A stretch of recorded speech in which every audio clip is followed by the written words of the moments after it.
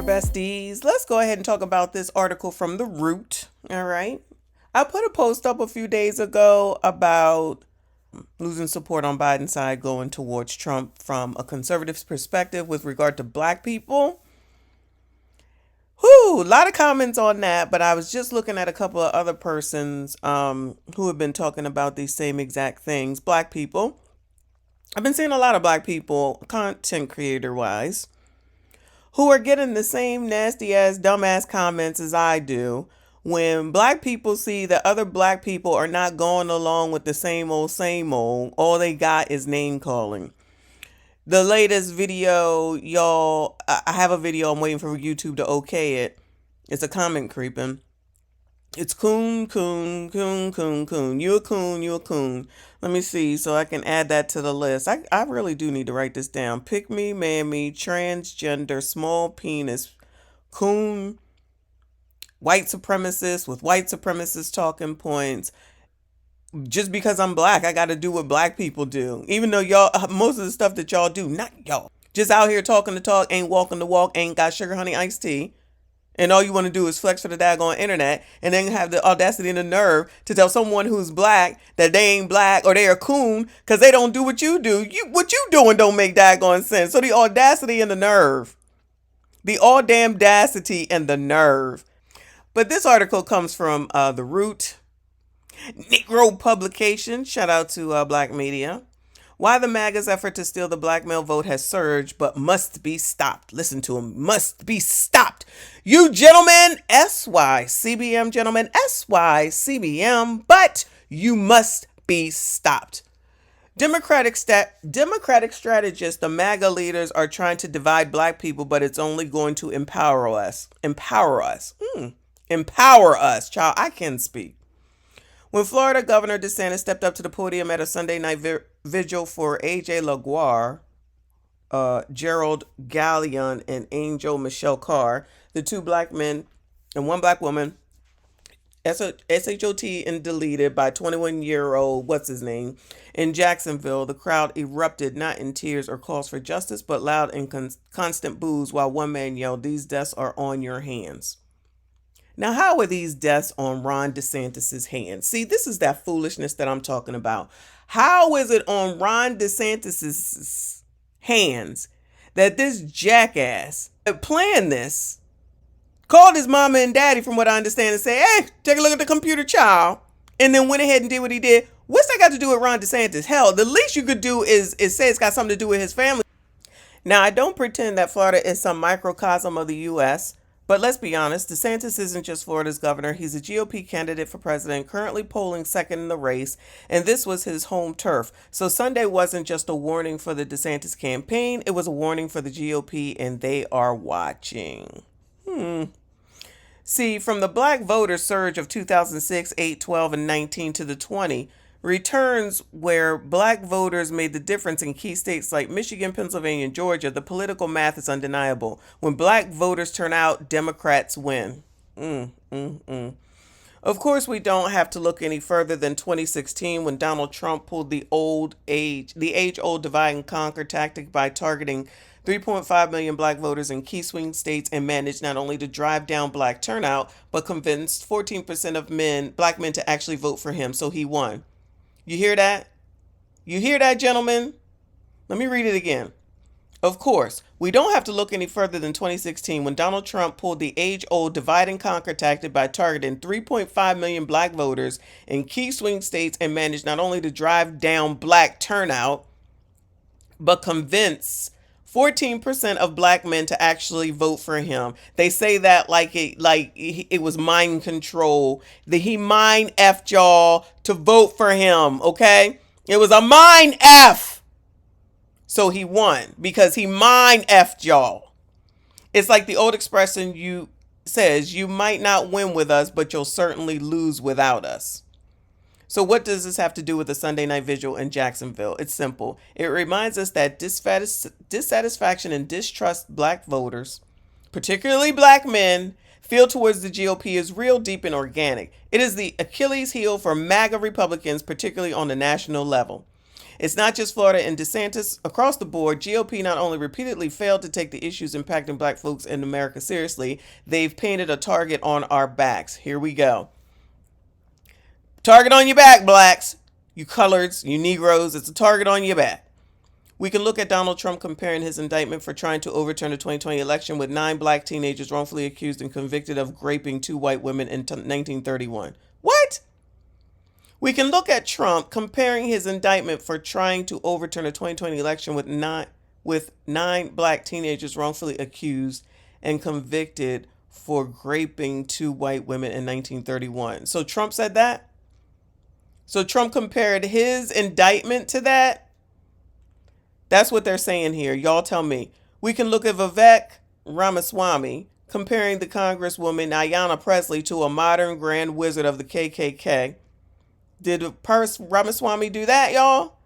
We can look at the racist gerrymandering of congressional maps, the GOP's rabid opposition to voting rights, the MAGA war on critical race theory and history itself, and more. All right, let me take a step back on all this, because this is a lot just to say, you niggas don't know what you're doing, okay? They try and tell you what to do, and you falling for it. That's what I'm hearing right now. GOP is going to target what's going on with you Negroes, meaning race, because that's all that there ever is, right? So now the root is saying you're falling for it, hook, line, and sinker, because they using race to get y'all riled up, when Democrats are using race to get black people all riled up. But it's not okay when the GOPs do it. We can look at Ramaswamy comparing Ayanna Pressley to a modern grand wizard. Now, I don't know that he did that. I'm assuming they must have. If anybody got context to that, let me know. And then they say looking at the racist gerrymandering. Well, if we know that gerrymandering is going on, then why isn't anyone doing anything to stop it and change it? It happens. People know it's happening. They watch it happen and don't do sugar, honey, iced tea. So whose fault is it at the end of the day? There's plenty of people, plenty of black people who are in positions, congressmen, councilmen, senators, all that type stuff. Y'all letting it happen. I'm just saying. The GOP's rabid opposition to voting rights. Are they against voting rights, or there are certain voting rights that they don't want to have happen? The only thing I can think of off the top of my head is mail-in, I believe. I don't think they want mail-in, but I believe that stuff changes no matter depending on who's in office. We don't want it, we do want it. We don't want it, we do want it. We don't want it, we do want it. The MAGA war on critical race theory. Critical race theory ain't got nothing to do with no daggone president. I don't even know why they putting that on the table. So it's okay for black people to use race to get people all riled up, but Republicans can't use it. Conservatives can't use it to get people riled up, but the Democrats can use it to get people all riled up, but not you conservatives, not y'all, okay? That's what I'm hearing. Y'all let me know what you think.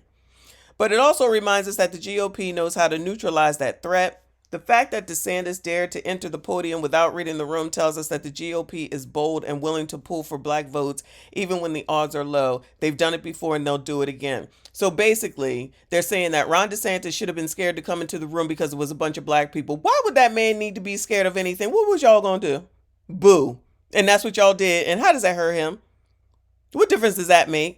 Y'all, them booing Ron DeSantis is the equivalent of coming into my comments and any of the other people I named in other videos saying, pick me, mammy, white supremacist. You're a white supremacist with white supremacist talking points. It does nothing to change a GD thing. It's childish. It's what children do. They call names. It makes no difference. And that's supposed to rile everybody up, and nobody cares. I'm trying to understand when you colors is going to get a new tactic that's actually going to work. Name calling does not work. People do not care. You still out here losing. So it's a loss for the community as a whole. But keep calling names, child. Keep calling names. Changes nothing. Makes no difference in the aforementioned items that were mentioned. And now we still out here. Now they want to blame Republicans, conservatives for their tactics, for getting you ninjas, you gentlemen, to be on their side to go ahead and vote for them because you don't have a brain of your own, okay? You do not have a brain of your own. So you better go listen to Joe Biden or the sisters because they know what's best. Ayanna Presley, Stacey Abrams, and whoever the hell else it is out there. Can't think of the girl from New York's name right now, AOC. You need to listen to these women's. You need to listen to the women's. They know best, y'all. Okay? He called his strategy divide, add, impair, divide, and conquer. Oh, no. Wait. Divide and conquer won't work. During the Gallic Wars of antiquity, Julius Caesar employed a novel strategy. You see, the people of Gaul, if united, were simply too numerous to be subjected. So to prevent that unity, he engaged and elevated certain targeted tribes, knowing that by doing so, he would promote dissent and discord among all the Gallic peoples. Then he could take them one by one and enslave them at his leisure. He called his strategy divide et impera, divide and conquer. So as long as the Democrats are doing it with the blacks, it's okay to do, because all that is divide and conquer. You get the women on your side, and then you get the women to tell the men what they need to do as far as votes is concerned, and that all works out in his favor. They do the same thing with the daggone church, which is why Biden went to the daggone church, whatever state that was in, and got him to say, oh no, you need to go ahead and vote for Joe. All the women said, yay, and that's why you got that woman in the car talking about, I told you to vote for Biden! Right? Biden! Sorry. It's okay when the women and the Democrats use it on you Negroes, you coloreds, okay? But conservatives and Republicans can't do it. It's racist. I'm sure it's racist when they do it, but not when the Democrats do it. Child. Over the centuries, the strategy has been refined, whether in Machiavelli's machinations, the British colonization of India, even the Virginia slave codes that convinced European indentured servants that they were somehow better off than African slaves to prevent them from joining forces against the wealthy landowners who exploited them. Oh, so it's people taking advantage of other people? Okay, got it. They did the same thing across America by convincing poor white folks they have more in common with rich white folks than they did with poor black folks, but that's another article altogether. Now that strategy is being used to try and turn black men and black men against each other, pretending that a win for black women, like President Biden appointing the first black woman to the United States Supreme Court, is somehow a loss for black men. So the conservatives are telling you ninjas that it's wait. The conservatives is telling you ninjas that you're losing because there's a black woman on the U.S. Supreme Court. Divide and conquer, y'all, because it's conservatives that's in the way of black men and black women right now, right? That's really what the problem is. So the root is not going to acknowledge the fact that black men and black women are already divided already. That has nothing to do with politics at the end of the day. It's ridiculous, I know. Unfortunately, too often it works. Oh, wish I had my button, y'all. Wish I had my button. You ninjas is dumb. You heard? You ninjas is dumb, dummies. That's what I hear right now. You can't think for yourself. You don't have your own thoughts. You need to be told what to do. You're being taken advantage of. You ain't sugar honey iced tea. Do what I said, because I'm going to tell you. Okay? I can't do this, y'all. Woo! You see, the MAGA lords know that if they can divide black voters, the most consequential and most loyal voting bloc in America, the sky's the limit. Oh, so no other voting bloc works together. So you telling me that all the white women that's out there with the Black Lives Matter, defund the police, all that foolishness ended up going and voting with the white men. So that's not them blocking together and voting together? Okay, I guess we just supposed to ignore all that. Got it. But there's another unforeseen consequence to their strategy. By targeting black men for a potential 14 to 16% of our vote, they've created their own worst nightmare and transformed ours into one, if not the most important swing vote in the nation. By trying to alienate us, they've actually unwittingly empowered us. Now they're afraid we'll use that power against them. I trust you, they're not worried at all. I promise you they're not worried at all. Because at the end of the day, even when Ice Cube came in and tried to give the plan for Black America, or whatever the hell it was called, to try to get some sort of some get back something or other from the next president, y'all booed him out and down, made it look like he was a problem, and got nothing for your return, and out here stealing wigs now. Yeah, I said it. Now just out here stealing wigs and every daggone thing else, and you think people don't see that mess. Child, we separating ourselves because half of y'all are half damn crazy.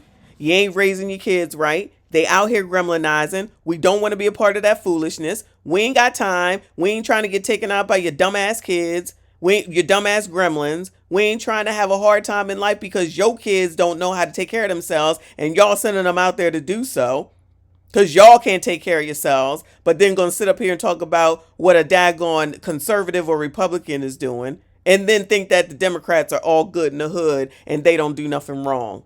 Woo, child. We know where the root stands. Not that we didn't already know that, right? Targeting black male voters. Whether you're talking about 2016 Russian fake news campaign, different disinformation flooding the 2022 Georgia runoff, or the relentless misinformation efforts targeting black and brown voters in 2020, it's clear that voters of color, particularly black men, are the number one target for misinformation, disinformation, and voter suppression, and the experts tell us that it's only going to get worse in 2024. So they're targeting you dummies, black men, okay? You dummies, you dumb colored men, okay? It's clear that voters of color, particularly black men, are the number one target for misinformation, disinformation, and voter suppression. And the experts tell us that it's only going to get worse in 2024. You Negroes, you coloreds, you don't know what you're doing. You don't know what you're doing. You don't know nothing. You don't know nothing. I got to see who wrote this article. Let's go back to Florida, where DeSantis took a bow after 19 Floridians, the vast majority of them black, who had the audacity to think that a 2018 law that restored voting rights to say Floridians with a felony conviction but had served time applied to them. Of course, almost all of those cases were dismissed, but DeSantis still took his bow and sent his message loud and clear to black men across Florida. This is what happens if you try to vote. But this isn't new. Anyone who's gone through an election year in South Carolina knows about the flyers on every windshield outside black churches or stuffed into the storm doors in black neighborhoods that warn us that sheriff's deputies will be running background checks at the polls on election day and locking up anyone with so much as an unpaid parking ticket on his record. MAGA leaders like DeSantis know that is DeSantis a MAGA leader, y'all? Is that accurate? Is DeSantis a MAGA leader? Know that losers don't legislate. So they stack the deck as best they can because they also know that if black men turn out on election day, if you Negroes turn out on election day, then they'll be on the losing end. So if you Negroes decide to go vote, the MAGA people know that you're going to vote Democrat, so they're trying to get at you, okay? They're trying to get at you now, all right? But that's just the tip of the... Sheesh, what else is there? Tip of the iceberg. We've seen voter ID. We've seen eligible black voters purged from the rolls in red states. We know all about the hundred of bills aimed at further restricting our most basic democratic rights to vote since black Americans came out in droves to vote for Joe Biden in the 2020 election. Truth is, that's when we're organized, mobilized, and united. Now you want to be united when it comes to voting, huh? They want to be united with you Negroes when it comes to voting, okay, gentlemen? SYCBM. The truth is that when we're organized, mobilized, and united, the voices and votes of black men hold a power that is undeniable as it is inescapable. Ours is the irresistible force that can finally overcome an immovable object. But we can't act like we're on the finish line with our whole community at stake. Oh no! The community is at stake, y'all. The community is at stake. And know and understand that that statement is being made so that if the Republicans win and they find out that you ninjas voted for whichever Republican that does win, they're going to say it's all your fault. It's all Jermaine's fault. It's always Jermaine's fault. Crusty, dusty, rusty, musty, ashy, bum, Jermaine. The fix is in, gentlemen. That's how I'm reading it. Please let me know what you think, but that's what I'm reading right now. Woo! For our homes and our families, for our fathers and our futures, we can't be silent. Oh, now we care about homes and families. Fathers. So now y'all care about fathers? Woo! You can't make it up. You cannot make it up. We must fight like our lives are on the line. I swear I hear this every election season. I swear to you, I swear to you, I swear to you. Because they are. Oh, hell, with a buzzer, with a buzzer, with a buzzer. Because if we don't fight for them, if we don't fight for us, no one else will. Oh my God. Okay, so Antoine Seawright is a Democratic political strategist. Oh, that's who wrote this article, y'all. Then it all makes sense. All these articles, they be slanted, y'all. They be slanted. All right. But don't listen to me because I'm a white supremacist, coon, small penis, pick me mammy, all that foolishness, transgender. So that's what's going on at the root, y'all. Okay, you ninjas be out here ninja and you don't know what you're doing. You better listen. You better vote Democrat. If you don't, you ain't black. And anything that happens after that, it's all on you. So that's it. That's all. Make sure you go ahead and subscribe if you are new. Subscribe if you are new. Hit the GD like button. Make sure you comment. I'll see you all in the next one.